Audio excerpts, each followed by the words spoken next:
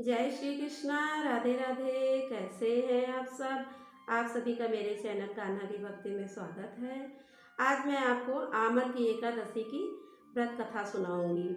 ये एकादशी फागुन मास के शुक्ल पक्ष में पड़ती है।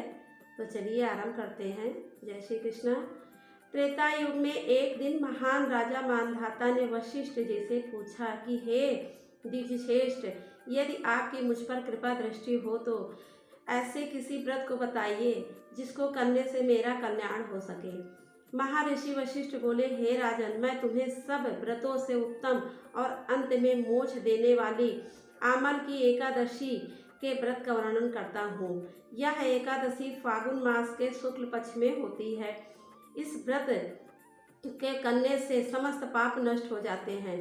इसका पुण्य 1000 गौदान के फल के बराबर होता है तथा इस व्रत को करने वाले अंत समय विष्णु लोक को जाते हैं। अब आपसे मैं पौराणिक कथा कहता हूँ, ध्यान पूर्वक सुनिए।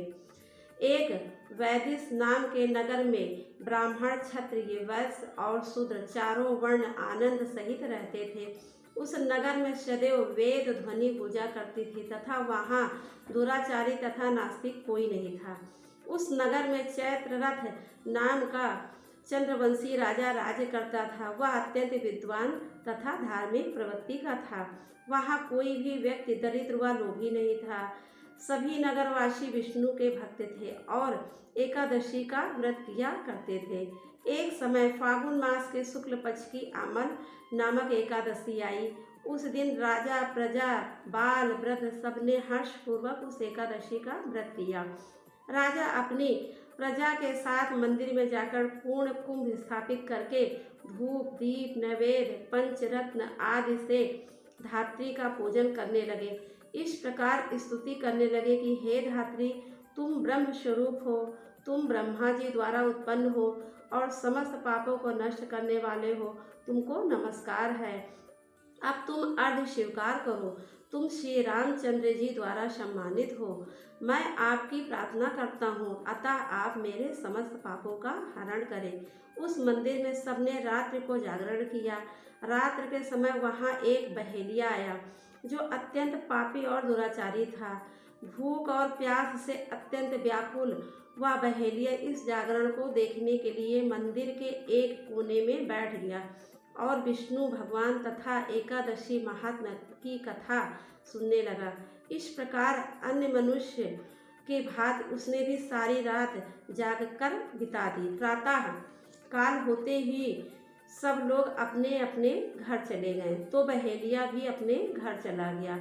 कुछ समय बीतने के पश्चात उस बहेलिये की मृत्यु हो गई, मगर उस आमल की एकादशी के व्रत तथा जागरण से उसने राजा विदुरथ के घर जन्म लिया और उसका नाम वसुरथ रखा गया। युवा होने पर वह चतुरांगणी सेना के सहित धन धान्य से युक्त होकर 10,000 ग्रामों का पालन करने लगा।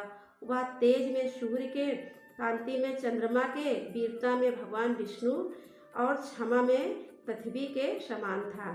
वह अत्यंत धार्मिक, सत्यवादी, कर्मवीर एवं विष्णु भक्त था।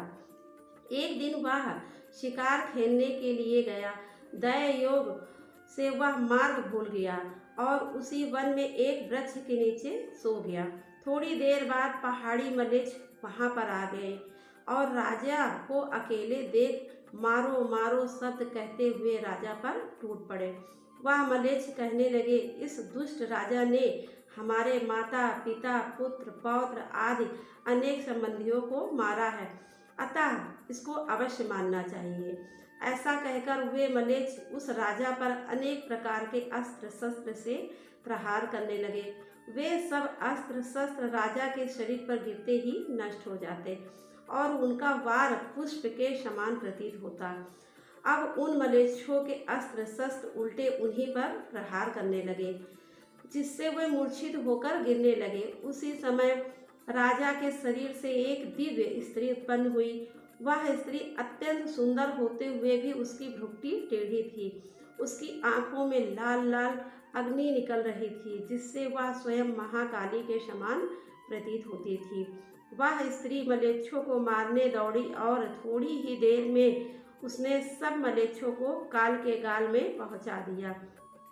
जब राजा सोकर उठा तो मलेच्छों को मरा हुआ देखकर सोचने लगा कि इन शत्रुओं को किसने मारा, इस वन में मेरा कौन हितैषी रहता है। राजा ऐसा विचार कर ही रहा था कि आकाशवाणी हुई कि हे राजा, इस संसार में विष्णु भगवान के अतिरिक्त कौन तेरी रक्षा कर सकता है। उस आकाशवाणी को सुनकर राजा अपने राज्य में आ गया और सुखपूर्वक राज्य करने लगा। महर्षि वशिष्ठ बोले, हे राजन, यह आमल की एकादशी के व्रत का प्रभाव था। जो मनुष्य इस आमल की एकादशी का व्रत करते हैं वे प्रत्येक कार्य में सफल होते हैं और अंत में विष्णु लोक को जाते हैं। यहीं से ये कथा समाप्त होती है। जय श्री कृष्णा, राधे राधे।